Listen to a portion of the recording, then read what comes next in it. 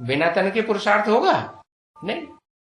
तन से पुरुषार्थ करे और पुरुषार्थ करते हुए भी क्या मन बुद्धि एकाग्र हो जाए। किसके एकाग्र है? किसके एकाग्र हो जाए? ऐसे के एकाग्र हो जाए जो अपने जैसा न हो। जैसे शिव इस सृष्टि पर आता है तो संग का रंग जिसको लगाता है वो अपने जैसा है? शिव जिसको संग का रंग लगाता है वो अपने जैसा है? नहीं है। तो ऐसे ही जिस मुकर्रर रथ में शिव ने प्रवेश किया वो भी है प्रैक्टिकल रूप पकड़ना चाहिए। क्या? अगर प्रवृत्त होना है तो क्या प्रवृत्ति किसके साथ प्रवृत्ति है? एक ही सेक्स होगा तो प्रवृत्ति या अपोजिट सेक्स होगा तो प्रवृत्ति है? अपोजिट सेक्स होगा तो स्वयं तो पुरुष है? भले मन बुद्धि के आधार पर मन बुद्धि को बाप आकर के ऐसी स्टेज में स्थित कराते हैं कि ये जो तुम्हारे अंदर भाव है कि मैं स्त्री हूं, मैं पुरुष हूं, आत्मा, ये भाव खत्म हो जाए। तो पुरुष है तो उसको पुरुष पने का भाव है, तो भाव खत्म करने के लिए बाप कहते हैं मुझे तो मां चाहिए। प्रवेश करता है पुरुष तन में और चाहिए क्या? माता चाहिए। माना स्वभाव संस्कार से क्या चाहिए? सहनशील वाली माता चाहिए। पुरुष में सहनशीलता होती है? पुरुष में उतनी नहीं होती है। और माताओं में, कन्याओं में सहनशीलता होती है। क्यों? क्यों होती है?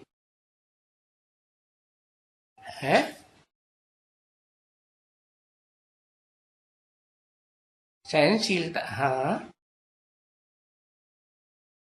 माताओं में सहनशीलता इसलिए होती है कि माता जो है वो पुरुष के मातहत होकर के रहती है, असिस्टेंट होकर के रहती है। अगर स्त्री असिस्टेंट बन करके न रहे तो क्या होगा? झगड़ा होगा कि नहीं है? तो आज की दुनिया में झगड़ा क्यों है? जो अपोजिट सेक्स है वो भी समान सेक्स बनना चाहता है। पूर्व जन्म के कर्मों के आधार पर मिला कौन सा शरीर? पुरुष को शरीर मिला तो पूर्व जन्म के हिसाब से मिला, स्त्री का चोला मिला तो पूर्व जन्म के हिसाब से मिला।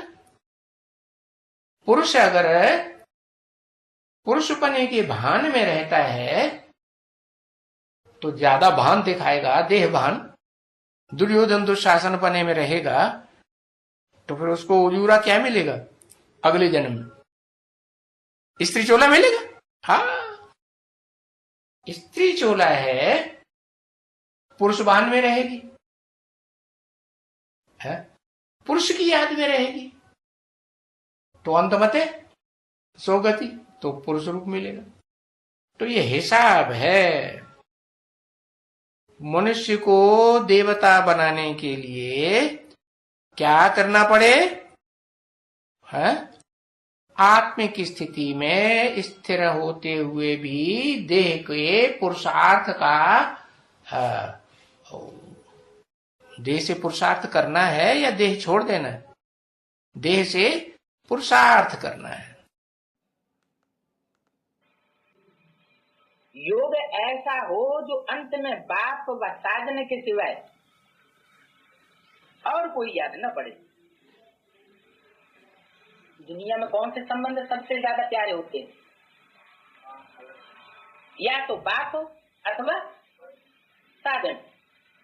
साधन सजनी का संबंध और बाप बच्चे का संबंध, ये बहुत क्लोज कांटेक्ट का संबंध है, बहुत प्राप्ति कराने वाला है। तो अंत समय में क्या आना चाहिए? जो जीवन भर याद किया होगा वो ही अंत समय में याद आएगा। 84 जन्म लिए, किसी जन्म में स्त्री, किसी जन्म में पुरुष बने, तो उसका फाउंडेशन भी कहाँ से पड़ा? स्त्री या पुरुष बनने का जो फाउंडेशन है वो पूर्व जन्म में पड़ जाता है। पुरुष चोला जब अंत में शरीर छोड़ता है तो अगर स्त्री चोले को याद किया तो क्या बनेगा? स्त्री बनेगा। तो मोस्टली ऐसा होता है कि पुरुषों का लगाव अपने जीवन में स्त्री के साथ लग जाता है, तो स्त्री चोले का जन्म लेना पड़ता है। ऐसे ही स्त्री का लगाव पुरुष चोले से लग जाता है, तो अगला जन्म पुरुष के रूप में अंतमते सुगते जरूर होती है। हाँ, कोई कोई ऐसे भी होते हैं जिनका एंटी सेक्स के साथ लगाव नहीं लगता, तो उसके लिए बताया कोई कोई ऐसी होती है आत्माएं जो 2 जन्म लगातार एक ही सेक्स में जन्म लेती रहती। पुरुष स्त्री को याद करता है, स्त्री पुरुष को याद करती, तो 2 जन्म जो लगातार स्त्री या 2 जन्म में लगातार पुरुष के जो मिलते हैं, तो उसका भी फाउंडेशन कहाँ पड़ा? यहीं पड़ता है। तो स्त्री चोले को अगर अपना बाप याद आया तो भी पुरुष रूप में जन्म लेगी, लेकिन अगर पुरुष चोले को अपना बाप याद आया तो वो भी दूसरी बार पुरुष का जन्म बन जाएगा। तो यहाँ द्वापर और कलयुग की दुनिया में तो ये अंतर पड़ जाता है कि 2 जन्म लगातार कोई एक जैसे सेक्स में जन्म ले सकता है, लेकिन सतयुग त्रेता में क्या होता है? 1 जन्म स्त्री और 1 जन्म पुरुष। कौन्ते वा यम यम भावम अपि स्मरन्, हे कुंती के पुत्र, अथवा जो भाव को भी याद करता हुआ अंते कले वरम त्यजति, अंत में शरीर को त्यागता है, सदा तद्भाव भावितः, सदा उसी भावना से प्रभावित हुआ, तम तम एव एति, उसको ही पाता है। कौन्ते वा यम यम भावम अपि स्मरन्, अंते कले वरम त्यजति, सदा तद्भाव भावितः, तम तम एव एति। भावार्थ, हे देहभान हरिणी कुंती के पुत्र, अथवा जो संबंध के भाव को भी अर्जुनरथ में याद करता हुआ अंत में शरीर या देहभान को त्यागता है, तो सदा उस जन्म में उसी भावना से प्रभावित हुआ उस संबंध के भाव को ही पाता है। फुटनोट: जैसे स्त्री की याद में शरीर छोड़ेगा तो स्त्री चोला ही मिलेगा, इसीलिए अंत मते सोगते की कहावत प्रसिद्ध है। साकार में निराकार को याद करते हो तो अंतमते सुगते हो जाती है। तो देखो वहां तुम्हारी अंतमते सुगति है भी ना, कहाँ? नई दुनिया में तुम साकार शरीर में रहते हुए भी निराकार आत्मा को याद करते हो ना, कि नहीं याद करते हो? हैं? करते हो। गीता में भी 1-2 राइट अक्षर मिलते हैं।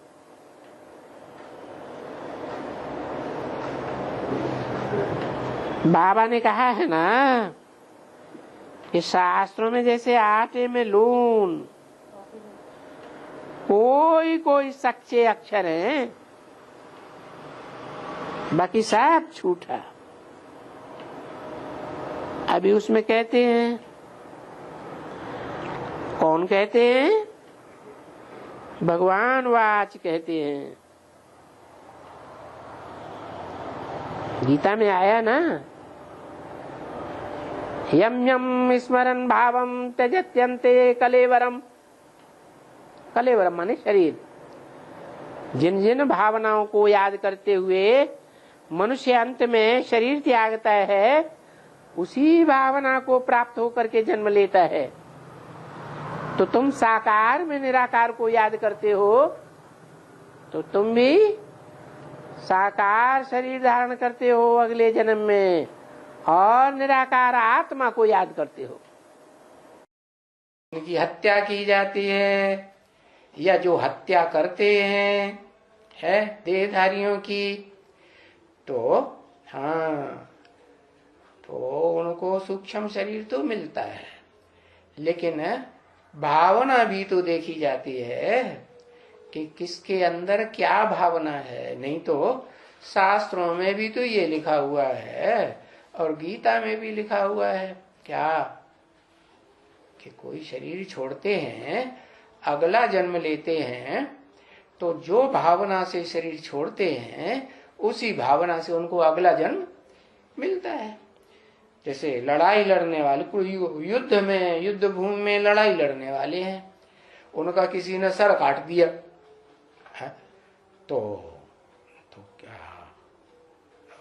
मार दिया ना, तो सूक्ष्म शरीर मिलेगा या जन्म लेंगे स्थूल शरीर से? स्थूल शरीर से जन्म लेंगे। क्यों? क्योंकि उसने लड़ते लड़ते शरीर छोड़ा। मारने वाले ने भले मार दिया, लेकिन उसकी मरने वाले की भावना क्या थी? हम किस लिए लड़ाई लड़ रहे हैं? अपने देश की सुरक्षा के लिए लड़ाई लड़ रहे हैं। तो देश की सुरक्षा के लिए लड़ाई लड़ रहे हैं, ये अच्छा काम हुआ है या बुरा काम हुआ? अच्छा काम है। नहीं तो देश आधीन बन जाएगा, पराधीन हो जाएंगे। अंतमते सो गति। इस जीवन में अंतिम श्वास में जहाँ गति हो जाएगी बुद्धि की, वो जन्म जन्मांतर की हमारी मति बन जाएगी, गतिशील हो जाएगी आत्मा, वहीं जाकर के पहुंचते हैं। स्त्री मरती है तो अंत समय में वो ही याद आ जाता है जो सारा जीवन याद किया है। स्त्री ने सारा जीवन कामेंद्रिय से सुख भोगा है, तो जिस कामेंद्रिय से सुख भोगा है वो कामेंद्रिय पुरुष की अंतिम समय में स्त्री को याद आएगी या नहीं आएगी? याद आती है। और अंतमते सोगते माने कौन सा जन्म मिलता है? पुरुष का जन्म मिल जाता है। ऐसे ही पुरुष के लिए, पुरुष ने सारा जीवन स्त्री चोले को याद किया, तो स्त्री का वो अंग अंत समय में याद आ जाता है। और अंतमते सोगते, क्या गति होती है? स्त्री का जन्म मिल जाता है। त्वमेव माता च पिता त्वमेव। एक शख्सियत कौन है? कौन? शिव अकेला नहीं। शिव अकेला कहेंगे तो बाप है, बाबा नहीं है।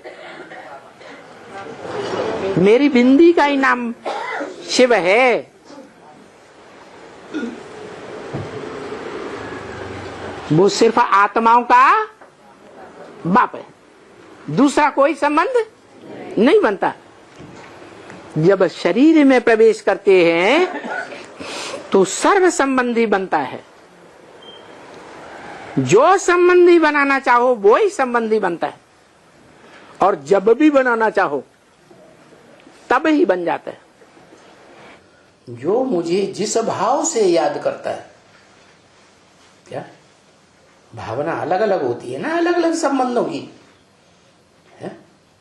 पत्नी पति की भावना अलग, भाई बहन की भावना अलग, बाप बेटी की भावना अलग, भाई भाई की भावना अलग। जितने भी नाना चाचा काका मामा ताऊ जो भी संबंध है इस संसार में, सबकी अपनी अपनी भावना, और भाव तो आत्मा में ही होता है। तो वो सुप्रीम सोल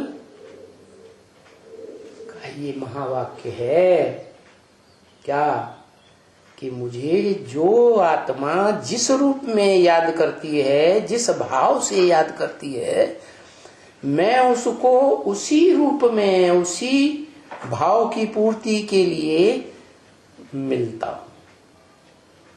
और जितना याद करती है उस भाव से उतना ही मिलता हूं।